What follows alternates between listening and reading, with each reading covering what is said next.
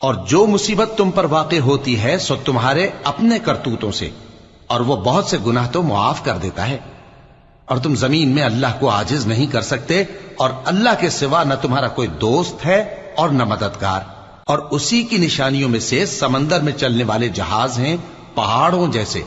اگر اللہ چاہے تو ہوا کو ٹھہرا دے کہ جہاز اس کی سطح پر کھڑے رہ جائیں۔ ہر صبر اور شکر کرنے والے کے لیے ان باتوں میں قدرت کے نمونے ہیں، یا ان کے اعمال کے سبب ان کو تباہ کر دے اور بہت سو کو معاف بھی کر دے۔ اور سزا اس لیے دی جائے کہ جو لوگ ہماری آیتوں میں جھگڑتے ہیں وہ جان لیں کہ ان کے لیے کوئی جائے فرار نہیں۔ لوگوں، جو مال و متاع تم کو دیا گیا ہے وہ دنیا کی زندگی کا ناپائیدار فائدہ ہے، اور جو کچھ اللہ کے ہاں ہے وہ بہتر اور باقی رہنے والا ہے، یعنی ان لوگوں کے لیے جو ایمان لائے اور اپنے پروردگار پر بھروسہ رکھتے ہیں،